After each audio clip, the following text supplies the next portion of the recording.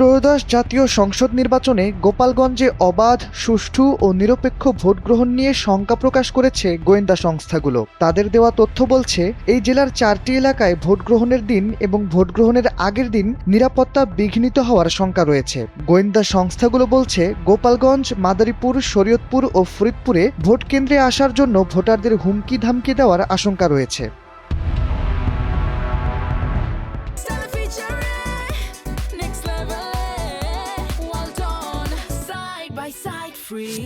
এমন অবস্থায় গোপালগঞ্জের এই 4 জেলা পুলিশের বিশেষ নজরদারিতে রয়েছে। ভোটের এসব এলাকায় হামলা, সহিংসতা ও ভোটারদের মাঝে আতঙ্ক সৃষ্টি হওয়ার সম্ভাবনা থাকায় জেলাগুলোকে অত্যাধিক ঝুঁকিপূর্ণ বলে ঘোষণা করেছে পুলিশ।